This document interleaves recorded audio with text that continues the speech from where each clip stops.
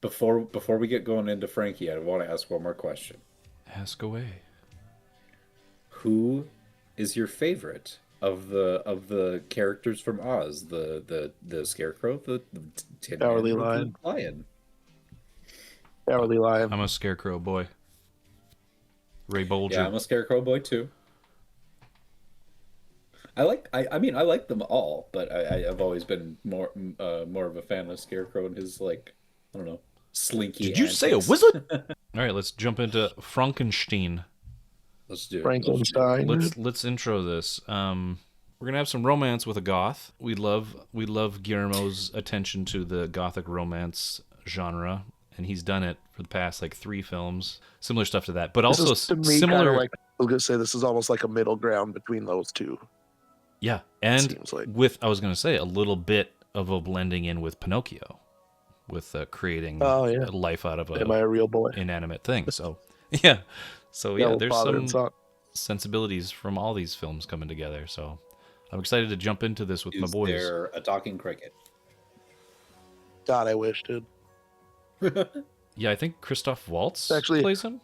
Yeah, I'm gonna say that's exactly what I was gonna say. Fuck The yes. character played by Christoph Waltz. That's gonna be great. Oh, Let's jump in. Let's watch some Frankenstein. Frank D. Stein. Oh, we're in North Dakota. I saw one ship come sailing in on the iceberg in the morning. Out here looking for fish sticks. Looking in the wrong place, I now realize. I don't Too know where I cold. am. Have you guys seen the ship?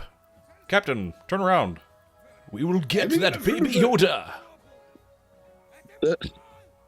My toesies are coldy. My toes are so cold.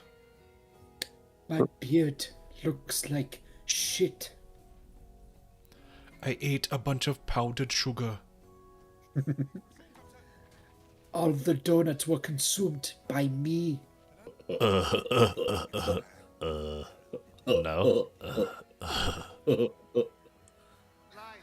Yeah, they're big.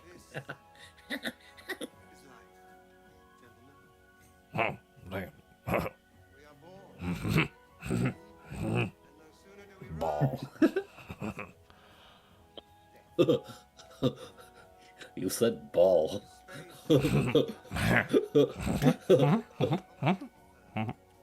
Whoa! This dude's got a big rod. We both said whoa. We're both at the same time. Whoa, that's cool. Yeah. Hey, baby. You want to make out?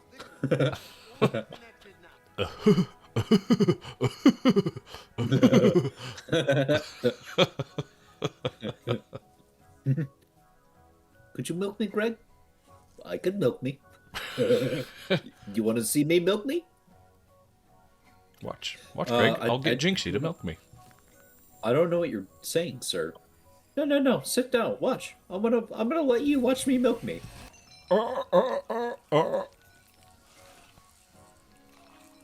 like instant nightmares there. Instant Yeah, right. nightmares. It's like me when I peel it like a hangnail. Yeah. Oh. Are you okay? Goodbye, milk. Time to burn the milk.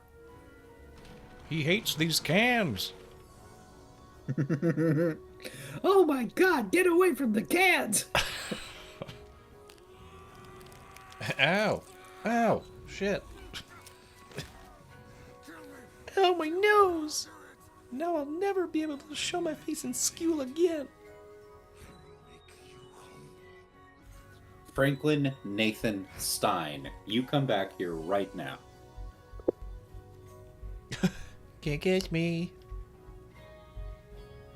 Come on, Daddy. Can't catch me. One daddy. Welcome to our discussion on Frankenstein. Yes. We have movie. just watched the movie. Chronologically, that's what has just previously happened. Movie Frankenstein, directed by William of the Bull, Correct. about that silly bugger Rapscallion, Franklin, Nigel Stein, and all the whimsical things he gets up to while being a lad in the world. Francisco Nabisco. Do you know what I want to? I was thinking of this while I was like coming up with maybe ideas to feature like what is being shown when we discuss this, and the first thing that came to my mind was David Liebehart singing Father and Son, and just playing that with some montage of like Frankenstein and the creature, right from wrong, father and son. It doesn't really apply, actually, the lyrics, but thematically, I guess it works, you know? I mean, I'm the best dad, you're the worst dad is pretty good. I'm the best dad. No, I'm the best. Who do you think, if we had to choose in that scenario, is it Frankenstein the best dad, or is the creature the best son? Creature's the best son. Frankenstein is the worst dad in the history of ever. Agreed. I'm glad we got there, because I think it's the best portrayal of Frankenstein as a character. Not really the creature, but I did like the creature, but I'm glad the creature was done pretty well too, especially as far as like it was, but not like having it be a pretty direct adaptation of the book as through the Guillermo lens. Yeah. I'm not saying I didn't like him, but he's not like my favorite creature, but he was good. He was definitely good. Well, what would be your favorite creature? Boris Karloff is my top top creature. That's sure, but that's it's hard to top him aesthetically, but I'm not saying he was. I'm not saying he was bad, but I mean, no, I don't. It's not about good or bad. It's just like, I think you're talking about like it's almost apples to oranges. And you could go so far as to say like the fucking De Niro shit. They are different, but I mean, as the creature goes, as the Frankenstein's monster goes, my top would be like we're putting them in that basket already.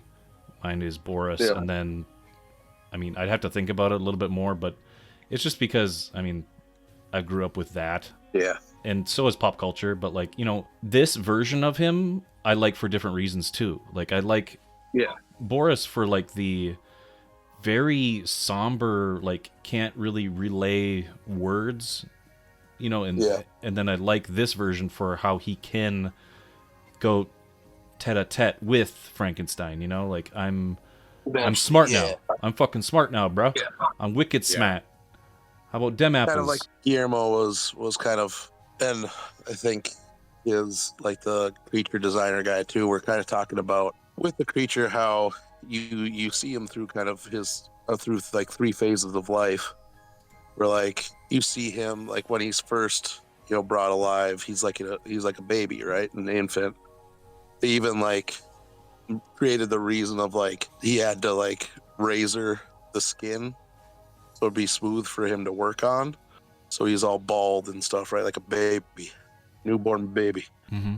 And then he gets the toddler stage when he has the kind of, like bristly hair and stuff like that. He's starting to kind of, be aware of the world. Then you get him in his teenager stage when he's, his hair's getting a little longer, and it's when he's, with that family. He's learning and like developing, and then by the time he's got his full head of hair and he's all whatever, he's an adult now, right? And that's when he goes about his campaign of revenge. So it's kind of like you're kind of they're different. Where the Boris Frankenstein is pretty much this kind of, and I don't mean this in a negative way, like a stagnant character, right? He is, and then he's just fucking in the world. Where this one is, he's definitely way more newborn throughout the whole. Yeah, more like a develop. You're seeing this, kind of develop over time and grow as a person, I guess. And I think that's what they were going for. Is like in the original James Whale. Is that who did it? Yep. James Whale wanted the monster to be probably the main focus as the monster and the main threat of the film. But kind of ambiguous towards the end too, because I mean the villagers chase him up to the windmill, and that's kind of when you realize it's he's not a monster, right? No, that's but up to that point you're like he was never supposed to throw Maria in the water. I don't think like that part kind of screws with the movie, and I think that's only in recent edits, if I'm not mistaken. It's something to do with Boris Karloff didn't want the creature to do that or something. They had some kind of argument or disagreement about, should he really throw this girl in the water? Like, why? Right. Well, because we need the villagers to have a reason to like chase him out of the town. Yeah. But yeah, to get more in depth in the weeds into Frankenstein, did you also notice, and I'm just like picking out things that I recalled, that the character Frankenstein that Oscar Isaac plays never indulged in any kind of like giving into some vice or like smoking or drugs or alcohol. Yeah, he just drank milk all the time. Did you see that? Milk all the time. Yeah, he was, every time he was drinking I never thought milk. about it, but yeah, that's true. He never had wine. He never had wine or anything like that. He was always, whenever he was doing something, he had milk, because I think he was more focused on his endeavors to, you know, play God and play with science than he was to, like, you know, inhibit that by, you know, trying to fuck it up. Because you see Christoph Waltz's character, you know, indulge, and he even calls him out like, your brain is tainted, because he was like drinking straight mercury to cure whatever the hell he was going on. Yeah, it was syphilis, so that's why his brain was wrong. That's why his brain was tainted. So his like entire body was fucking diseased. Mm-hmm. Yeah, if he put his brain in the creature, the brain would still deteriorate from the syphilis, and he'd die anyways. Worthless endeavor. But I think the milk. I was gonna say, I think the milk also plays into his weird like mommy issues too. That's true too. Yeah, he definitely had an Oedipus, because the Mia Goth played both his mom and what's her face? What's her name? Elizabeth. Elizabeth. Yeah. So yeah, definitely. I think it also helps to reinforce the like character trait of Victor, where he's so obsessed with life and being able to accomplish that through medicine and science, what other people believe to be impossible. It's like, I don't think in his mind it's necessarily even about playing God. He just like believes so much in these primary forces that he sees as being behind life, and the milk is one touch in many that they do to reinforce that like very basic or like primal concept. Like exactly, like life. It's life-giving. It's like a milk. It's definitely an affront to God what he's doing, and he's definitely, that's in his past when he has those visions of that. I think it's Saint Michael visiting him in his dreams and things like that. Well, okay. Can I just like what? Sorry, finish. Go ahead. Then I'll go off on a. He definitely, when he was teaching that class, you know, they came to him afterwards saying like, this is blasphemy and all this stuff, and how could you do something? That was his hearing to see if he was going to get made not a doctor anymore. It wasn't a class. Okay. Well, I mean, it was in a classroom. It was definitely in one of those old-timey like atriums that they do lecture halls. Surgery theater. Yeah. So he was demonstrating his, you know, progress on this stuff, and definitely those guys were, you know, the fear of God struck them, and like, how could you do this? What the fuck are you doing? Like, this is insane. But yeah, essentially he's playing the part of creator, and he was wanting to, I think it was something to do with his dad. He more had daddy issues to prove himself to be a doctor than, you know, maybe his mom like causing him to be who he was. He had daddy issues and mommy issues there.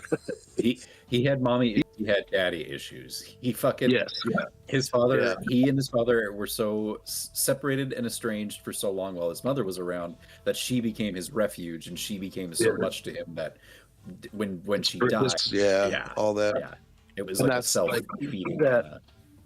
You see that then reflected with the creature with Elizabeth too, right? Where she is the one that's where like Victor tried teaching him the way that his dad did, and it backfired on him. And it's kind of creating the same, you know, just like anything where it's like a parent thing where like, you know, it's just a cycle, right? It's the trope of sins of the father, you know, like they rub off, and then it's like a cyclical thing. And then it like it works in the same way where then he loses his one you know, point of support and whatever in his life, love in his life, at the hands of his father, because he blames his father for not, like, he says to him, like, you didn't even try to save her, did you? Like, so it's, and then same thing happens with Creature, where she dies by Victor's hand, essentially. And like, He's so it's just it's pottery, dude. Pottery. yeah. It's the pride of the father also becoming the pride of the son of like, well, I'm too good to like I'm so good at what I do that I get to make the calls on who lives and who dies, even if I maybe could have like realistically done something about it. Like technically, yes, I could have done something about it, but I made the call whether I thought that that was like warranted or not to like bring death or like Yeah. encourage life in Well, this moment. bring life, kind of like what Prometheus does. He steals fire and knowledge from the gods. Yeah. They And that's what he tries to do. He's like, I'm sad my mom's gone. I want to do whatever I can to stop loved ones from dying. Kind of like and it basically- Anakin's downfall, you know? Yeah, and Victor and the Creature's journeys then mirror each other, where Victor's chasing a way to cure death, where then Frankenstein or the Creature at the end is chasing a way to cure his immortality, right? Yeah, that's a beautiful pottery right there. I will say, like, it's not even a negative because I really don't think I can pick out like too many negatives about this movie, especially like narratively. I wish that there was a little bit more exploration of the idea of the companion as there is in the book, where like Victor goes so far as like I think he basically like has the body, a female body, and all the parts that he's going. He has everything lined up to do this thing, and he's been, you know, for a year and a half or whatever, like under direct threat every single night of the Creature, like, hey, you make me this partner, or I'm gonna kill you. Right. And yeah, I just like I enjoy that part of it, and I wish that there was a little bit more exploration of that in this, but basically use Elizabeth in that kind of bride role, even to the point of one of the visual things that I've, you know, as I've seen a bunch of things now after the movie, and cool little articles about various visual nods and whatever, where her dress, her wedding dress that she wears, the arms look like they're wrapped up like the bride's on her costume, the Bride of Frankenstein's costume. So it's really cool visual nod to the bride there with the arm wrapped wedding dress. Some other thing I saw too were like her dresses. This one I didn't get from an interview or anything, so take it with a grain of salt. But that her dresses, each of them were based off of various flying insects. Yeah, I got that. Butterfly was a big motif too, and you can definitely see that in like, yeah, I noticed a couple of outfits. It looked almost like chitinous or that like exoskeletons kind of. Yeah, that first one where she kind of has the like antennae coming off the side of her head, and then like another one he brought up was the use of color to delineate certain characters, where the father of Victor and Christoph Waltz's characters were blue, had a lot of blue, and his mother was red, but then when she died, that transferred to him, and he was red. He wore a lot of red, including his gloves. You know, and obviously when his mother's dying, he sees the blood on him from her, and then he's got the gloves on, which I think might also be a nod to like when his dad was like basically when he went to discipline him, he like hit him in the face instead of the hands because those are his tools. He should take care of. But then ultimately the red gloves then come to represent the blood on his hands at the end. And then like I think he said too that Mia Goth's character was green, was like her primary thing. So like the cool use of color through it, and like the Medusa head in the lab, right? Yeah, I was going to mention that. That's another like, you know, nod to powerful figures and monsters of myth, and he envisions himself as like a mythical person now because he's doing these crazy tests. When he was already there too, so it's just like Medusa. Del Toro said he saw as another misunderstood monster, right? Like another akin to the creature, which is really cool too. That man, you could tell this dude has been like wanting to make this movie his whole life and has been working on it for like 30 plus fucking years. Yeah. Like, this is all just so meticulous. And he had a good angle on it. I think he had a good angle, and it had a good message, and it had some, I like, counterpoints to things that were set up with, you know, Frankenstein wanting to cure death, and like you said, the creature wanting to cure his life. You know, Pure immortality because he didn't want to. Yeah, I think And that duality that- is interesting to me. yeah. that kind of ties into the companion part of it, because they spoke on it a little bit when they're talking. I think it's just after Elizabeth has died, and he's like, "What?" Victor basically says, like, "Well, why would I ever do that? Like, why would I make you a companion so that you could procreate and make more abominations and overrun the earth and like blah blah blah?" And that is like a big driving factor, I felt like, for the creature to want to end his immortality, is because, like, well, I literally have nothing to live for. Is I'm by my own, like, literally my fucking physical being, I am an outsider always, and you have made me this, Father, but then you've also like rejected me the opportunity to have ways to reach out to others, or even to like other creatures, not even human beings, but like, dude, make me another me. Right. Yeah. There was a lot of like money backing his first, you know, creation. You know, the Christoph Waltz came in with like, you know, I'm a investor in this because he has some skin in the game. He wants to be the monster. He wants to be the creature, essentially. Like, put my brain in it. Let me live forever. But like, they're in it. It put it in perspective. Like, they have to go to the secluded place. They have to, you know, get all these like old-fashioned Victorian batteries and all these like silver conduited prong things that they have to hoist into the sky.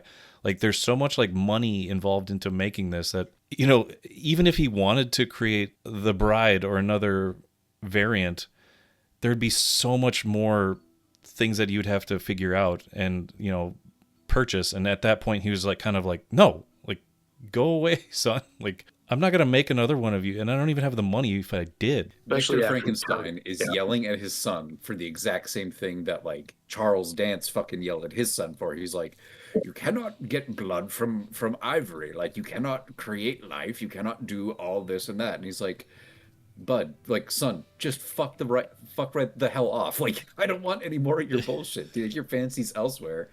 And now he's doing the exact same thing to his son too. Like, at the end of all things, he's still just being a turd. Mm-hmm. Yep. Well, and his brother even says as he's dying that he was always scared of him, and that he was, you know, the monster essentially. Yeah. And I think we made a I think I comment would have been too.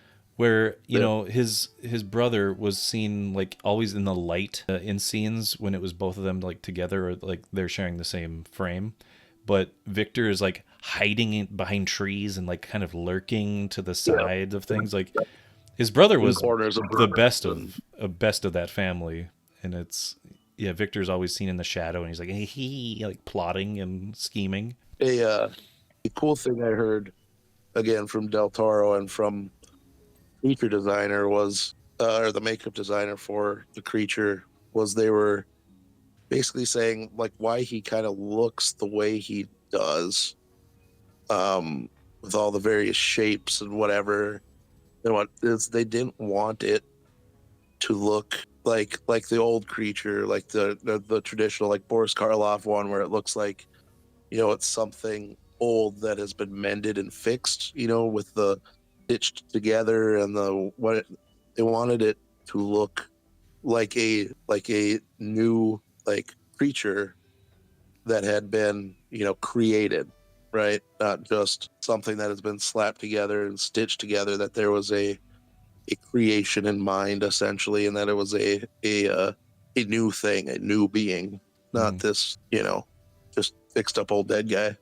Right. What really stuck out to me in that in the creature's design was it almost like it very easily looks like he's just a marble statue that was maybe like shattered and then just glued back together, and not even in like an incomplete way, but like he's pale, but then in the ways that the seams kind of fit together, and in certain lights, it almost looks like he's made out of like marble or granite, you know?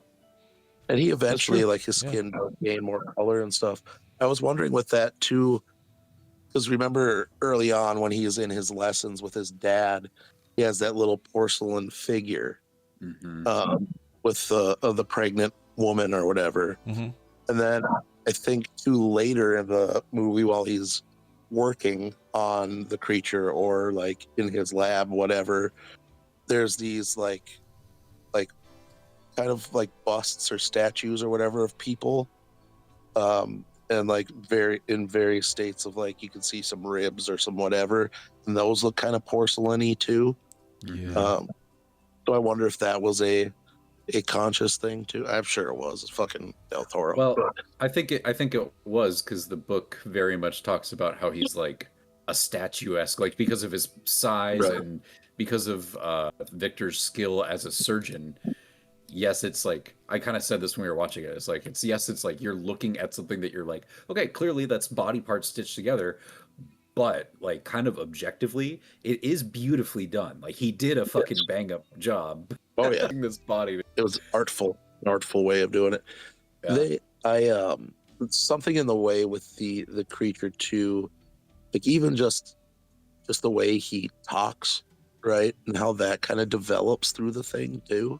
Hmm. Like even his voice changes from that kind of innocent first Victor to where we meet him at the end with that more gravelly voice, and like it's like Homeboy's seen some shit, which he has, but I mean, like, yeah, that was just that caught me as well. I don't know if this is something that you've noticed, Bradshaw, but I pointed it out in the movie.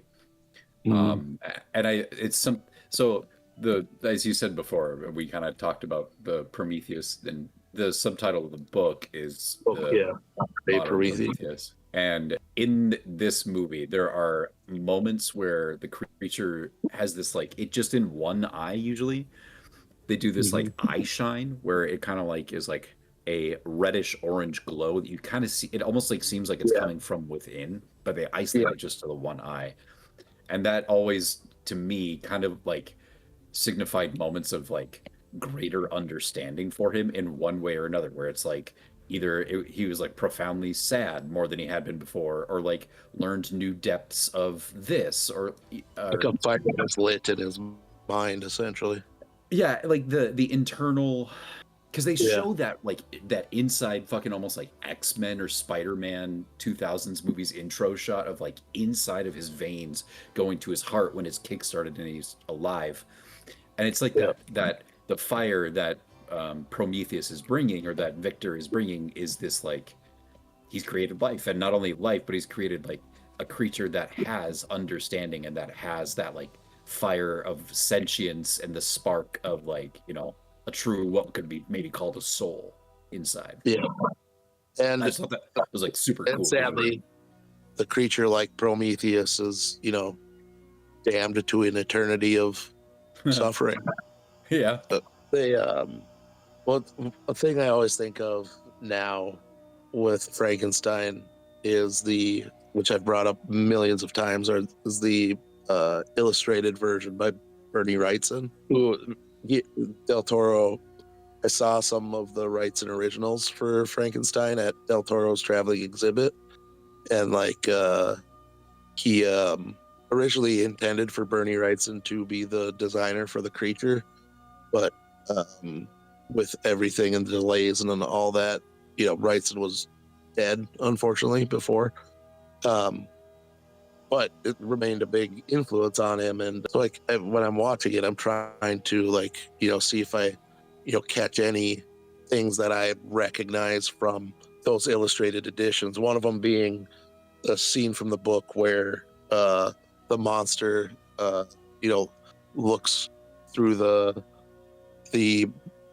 curtains of Victor's bed at him in the bed. Mm-hmm. Like that's one that sticks out to me from that's in the book, but I mean, like, yeah, the illustration. The other one is, again, probably described in the book, but visually strikes me as him when the creature puts on the like that military jacket, that black jacket, and again, it looks just like some of the stuff from that illustrated edition as well. Some of the when lab he's stuff too. It's really when he's cool. got the longer hair at the end too with that Yeah. jacket. It's like Yeah. straight up. I've got that illustrated version, so I love it. yeah. It just this whole entire movie, after seeing any of Guillermo's previous works, like I felt like even some of the like not fight sequences, but a little bit of some of the action was even reminiscent of like Pacific Rim, with just like the sense of weight and scale to, not scale to him, but like that when he was kind of moving that ship around or using some of his strength, it was done in such a way where there's the gothic design, there's the Victorian like style to everything, but it's all so Del Toro. Even the interior of the ship, just like you could tell that man spent time on that set being like, okay, this needs to go here, and we add this there, and this he's gonna sit there and like putting tiny little things in their places, and Yeah, he's a master of detail, and he's had enough time to kind of like write a book of like a style guide for what he would envision being this movie. So Oh yeah. another thing that's kind of cool that I want to do now is kind of look back and see those references from his other movies, like Blade or like Hellboy, because those have some similarities with this movie as far as like art direction go. It has like a kind of old, like Hellboy especially has like kind of looking like an old tech style or like a Victorian era, or using a lot of like ancient looking architecture for some of the set design. And I think that'd be fun to there's look a back at. lot of that last third or whatever, the final like big sequence in Russia in the first Hellboy movie is like a lot of that set design and architecture feels a lot of the same with like the castles, and it's just great. Even like the Gold Army in the second one, I thought that was an interesting kind of The art elves direction. feel very like in line with the sensibilities of what he applied to the creature, of like the paler kind of skin, and it has this like specific kind of like texture to it with some of the ways that he brings, because I don't know if it's the same person that he works with frequently for some of these makeup effects, and actually like physically realizing some of his own designs, but it feels like it's like, I don't know, some of the same work, or if that is him, like kind of bringing that, good on him for being able to have that consistency. That's impressive. You hear me, Guillermo? William?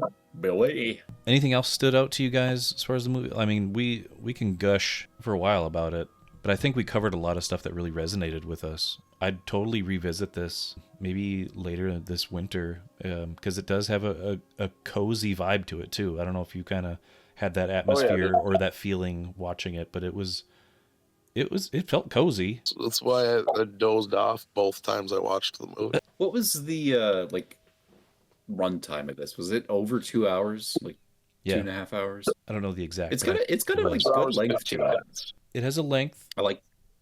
it's definitely it goes by pretty easily. Nothing like bad about the length, but it's That's I what she think said. there are some directors who are good at like, and this is going to be very esoteric. I feel like this is going to be some fucking, I don't know, back of the fridge shit. I feel like there are some directors who are better at creating that flow of not scene to scene, but moment to moment. And then there are others that maybe do that more scene to scene, or that through line of the narrative, like kind of just like continuing, maintaining itself, being like straight on the pipeline. But Guillermo, I feel like, is so good at having distinct like, and this too, where it literally does have like title sequences of like chapter 1 Victor's story, chapter 2 the creature's story. But more than that, like I, looking back on this, feel like, ooh, I remember like the moments of him growing up, and certain colors and certain things there, and then the moments of him being like early on in school and his brother and meeting Elizabeth, and then the castle, and it's those like big kind of like moments or scenes or Yeah. whatever you call them that stick out to me as like they all are distinct to each other, but they form like this big cohesive that is the comfy that you're kind of talking about too. Yep. Great. Posted a few rights and pictures and command centers of what I was kind of talking about. Yeah, it's I will forever think these types of movies are just cozy. Love the someone told me that Guillermo, when he was talking about making this movie, that he when they were filming the lab scene, he all of a sudden like the want to make monster movies like left him, because he's like, this is the monster movie he's always wanted to make, right?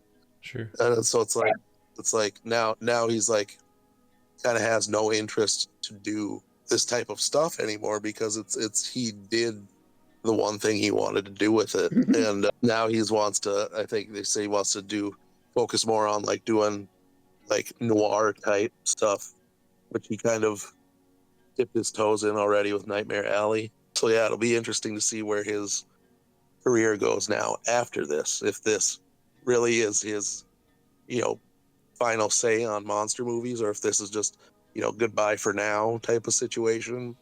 I think it's a And he- goodbye for now. I think Yeah. he I think loves he that loves lane. monsters too much. He loves them way too much. Well, He's got a whole way Frankenstein like too much. room, and like his house is Yeah. full of like Oh yeah, dude. That was crazy one crap. of the when I was at that exhibit. Yeah, like I said, he's got the Bertie Wrightson originals. There was like a bunch of like statues and like this big giant like Frankenstein head that he had, and like a Boris Karloff like death mask type thing, and like yeah, dude loves him some freaking Frankenstein. That's his jam. I'll propose that he does cosmic horror, because Oh, that'd be he's cool. Yeah, he's been he's been on wanting to make At the Mountains of Madness forever. exactly, yeah, and he has. I watched a interview with him in some respect. I forgot what, if it was even for a movie that he had coming out, but he was talking with somebody about Lord Dunsany and like classic literature that predates like a Lovecraft, and who Lovecraft got his inspiration from. Even doing like a some kind of loosely based on a true story thing of people before Lovecraft became Lovecraft, Right. that could be interesting too. I really dig to the idea he had as he's struggled to make At the Mountains of Madness. Where after he made Pinocchio, he floated the idea of maybe doing it stop motion like that. That could be really cool too. I would be totally down for that, because I'm a sucker for the older media coming back and being popularized, like stop motion, But he hand drawn also loves that shit. animations, sketches, whatever. He Feldcraft. insisted on having real sets and stuff. So like he's about that life. So Paid off for him, I feel. oh yeah. I just love too this current era of like the universal monsters of sorts, where like Shape of Water with the Gilman, like Frankenstein now here, and you got Nosferatu with Eggers, then his Wolfman that's coming out too, Yup. the werewolf would be dope. I don't think we ever really talked about the actual frickin' like the like Wolfman movie that came out The boss battle one. earlier this year. Oh, no. The Julie Garner one, or Julia Garner, Yes. whatever her name is. Yeah, that one was like I a never saw it. Blumhouse one. Yeah. I mean, it's not. They've been going that It could have been route. its own thing, but I thought it was all right. So it was the same guy that made the Invisible Man Yes. one as well. They're going that like low budget route, which I heard better things about the Invisible Man than I did Wolfman, but I Yeah. haven't seen either. I know too. They just announced they're going to be doing a new Brendan Fraser Mummy, so that's What? coming. Okay. Yep. Me. Yep. So Is like I mean, the everybody last coming back Mummy for one that, we or had- just Brandon Fraser? Yeah, even Rachel Weisz, who hasn't acted in a really long time. What do you No, mean? not she was in The Favorite. She was in Black Widow. Oh yeah, I forgot about that. Fuck that. What I said then. Well, I can't blame you for Actually, forgetting I had to about do it, but, I mean, yeah, she but, hasn't been in a lot of notable things of of substance, because I don't even know what Hollywood is doing as far as like pushing certain agendas on like, we need to make this person happen now. We can't go back to Right. the old. We got to go it's new. Yeah, they're on Brendan the Sydney Fraser. Sweeney crop. Right. They're like, what puts Last butts in movie seats? The male person is now. Timothy Chalamet. No, man. He's already on. We're talking. See, you're not wrong, but he's already on his like wave. He's on the surfboard Yeah. at the crest. We're talking about the people that are like being pushed Get from to it. behind on their surfboard, still yet to make it to the top. We're gonna make this guy happen. We Yeah. gotta get this one right. We're gonna make this Sydney Sweeney happen. We're gonna make this blah blah blah, blah happen. The last Mummy movie before this one coming was the one with Tom Cruise, right? Yeah. I think Yeah, so. when they wanted to the dark universe. They tried to start the dark universe with Dracula Untold. That didn't work. They tried to start it again with that Mummy movie, and it did not work again. I kind of want to watch that Mummy movie again. No. Sure. With how bad it was. In anticipation? I remember how much fun I had with it. Like, holy Lord. I will never ever forget the stupidity of Tom Cruise's face of like looking at mummy caskets Here, just stop right there. suspended by chains. The stupid Looks at face. gun, looks at mummy chain, looks at gun, looks at mummy chain. Movie happens because he makes a dumb decision. It's just like chef's kiss. Oops. So- My bad. Shrugs his shoulders. Well, I guess so. But thankfully, we have these other movies that are made by the more auteur type dudes like the Akers and the not Del Toro. cash grab style. Yeah. I'm not saying They're made by Wolfman dudes who was just, cash like- grab, but definitely No. that Mummy movie seemed like it. Yeah. Well, by nature of the fact they were trying to go the Blumhouse route, Universal means that they were thinking it was going to be a money grab because that's like the whole point of the Blumhouse thing. True. Make a movie Yeah. for Cheap But production. $5 That's- million, yeah. and make Profitable 30 million turnaround. off of it opening weekend, and that's it. You know, Yeah. like, but you get Nosferatu from Eggers, who he's always wanted to make that movie, and you get Frankenstein from Del Toro, who's always wanted to make this movie, and you can tell because they're obviously made with care, right? Yeah, and a lot of thought put into it, like, and it pays off. And they really about that goth life. Hmm I kind of I realize I'm kind of a slut for gothic romances, I guess. If you take into account like Dracula and Frankenstein as parts of those, because they kind of are. Just like in Crimson Peak, like I always liked Crimson Peak too. Yeah, I really like that too. When I watched that, I regrettably didn't see it in theaters, but like I thought after I watched it on the small screen, I'm like, I should have went to this in theaters. This is like beautiful. I have Oh, dude, check it out. It's good stuff. Yeah, it's There's like I think they kind of tried to play it up as like a horror movie when they were marketing it, but it's not really at all. I mean, you get like a jump scare maybe, but like There's creepy it's by ghosts. and large just a There's yeah, creepy ghosts. it's by and large another gothic romance movie. Yeah, and do you think The that's not Hiddleston- an accessible genre? Well, it's I mean, I think it's super accessible. What are you talking about?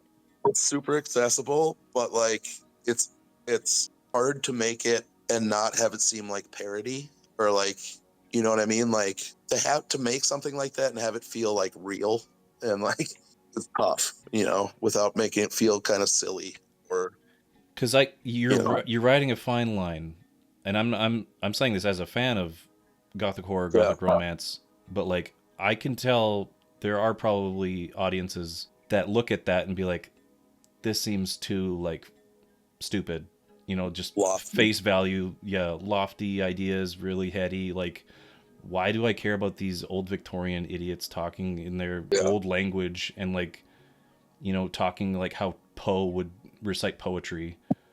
Like it's Right. it seems to me like it's been around in Hollywood for a long time, obviously. Oh yeah.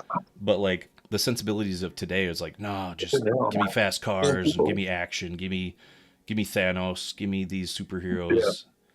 I will offer a slight devil's advocate counter on that. Just because in the past 20 years even, we've had things like Vampire Diaries, Twilight, these things that are the fucking Anne Rice fucking show that's on right. Interview with a Vampire TV show right now. yeah, sure. Oh. So maybe not what you would necessarily traditionally think of as being like gothic Those romance, are but modern it spins. is Those like are definitely modern the spins. modern fucking evolution of that, I feel.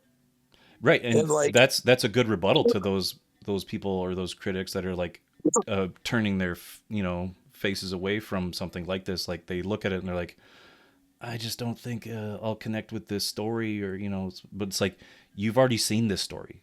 If you give it a chance, you'll understand that this is just a father-son story, or like this is just somebody There are trying always to. analogies. There's always analogies you can connect with on some level, but they just see it as like, oh, this is going to be some kind of like artsy fartsy, like British people talking in really highfalutin Yeah. language and stuff. Sure, if they're a I think freaking more than idiot anything- who's just trying to be reductive and like wants to There's go a back lot to of drinking redundancy. their Bush Light, I don't care.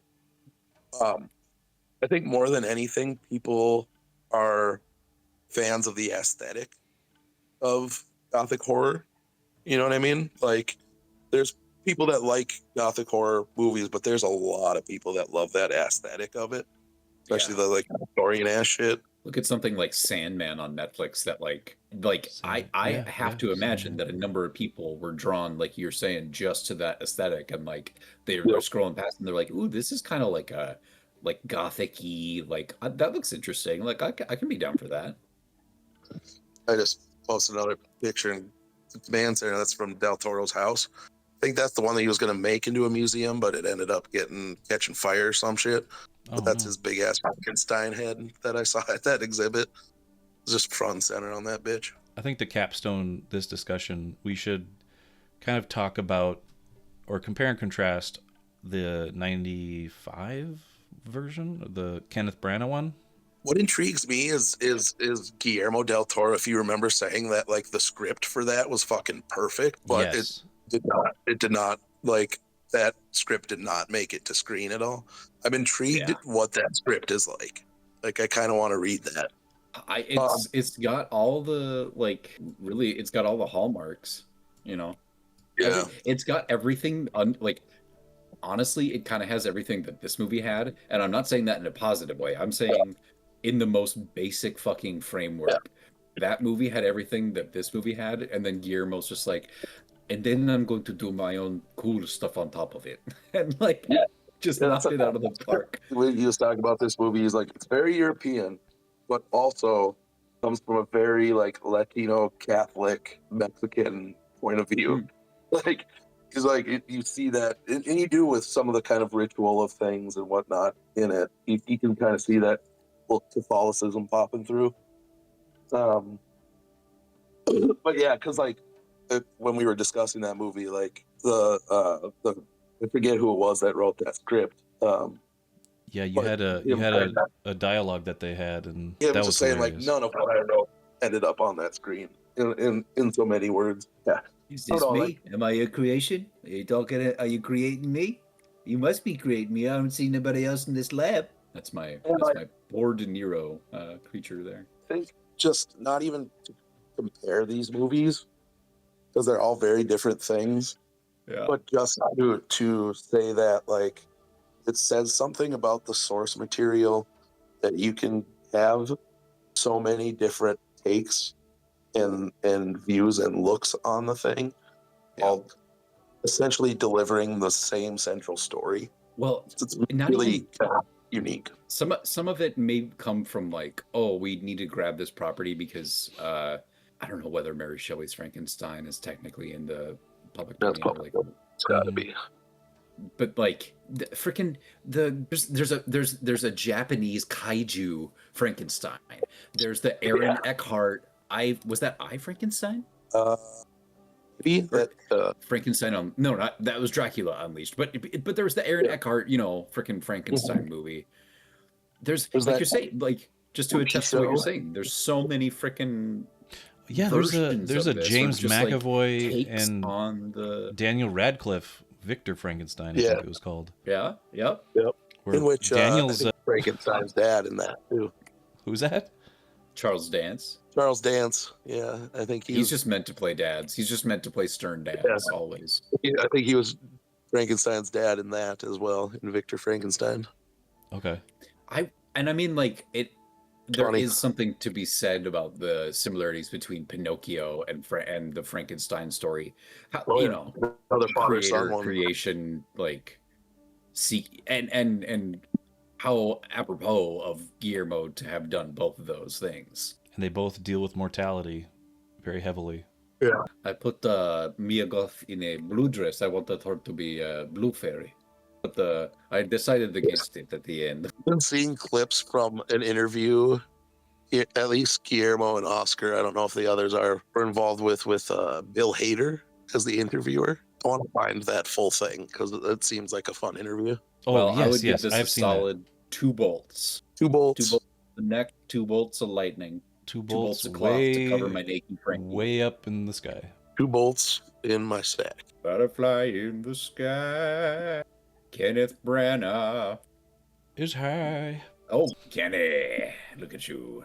Well, thanks for joining us on our discussion. This is super fun. Yeah, unless you have any final words on the matter. I think we had a good discussion on this. We had a fun time watching it. Bracho saw it prior, and I did see it prior to us viewing it together as a group, but it was definitely a good time to watch it and then reminisce. Yeah. I do appreciate that there was a little bit more to chew on, like, added to the story of, like, motivations, I would say. Okay.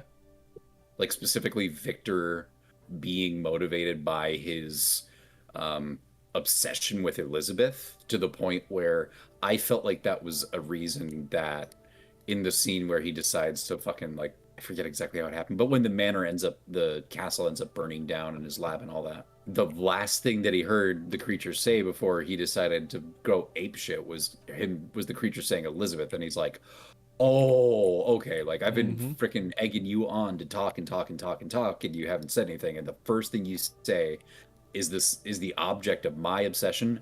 Like, that crossed a line for him where he's, like, petulant and freaking, like, just pushed way too far, and for the wrong reasons, absolutely the wrong reasons. That's a good point. Yeah, we didn't When bring she's that made up. it, like, more than clear of, like, I don't want to be with you. Oh yeah, she definitely got the ick from him right away. Like, and again, that's, like, different than, because I think in freaking, like, the original book, William is just getting married to somebody else, and Elizabeth is, Victor's woman kind of through and through, and yada yada. So I'm just kind of, I like that there are new and different things that you can kind of chew on and get more out of this story than just a straight adaptation of the text, which is fun. I totally agree. Oh. So yeah, that's all we have to really talk about with Frankenstein. Let us know if you guys liked it. Do you get into gothic romance, gothic horror of any sort? And yeah, we recommend this one. So yeah, give this one a shot. Maybe watch some other ones and let us know what you think. And maybe recommend something of Guillermo's that maybe we haven't seen. And maybe we'll discuss that. But yeah, that's about it. Bye. Bye. I wanna watch a TV show or, like, a web show of somebody cooking a meal for or with Guillermo, and him just talking about, like, stuff, just whatever. That'd be great. Like, his favorite foods, and just him talking about stuff. Because then that man probably would be, like, super happy with, like, a big grin on his face when he's about to eat the food. And that would just be, like, amazing to see him, like, really happy like that.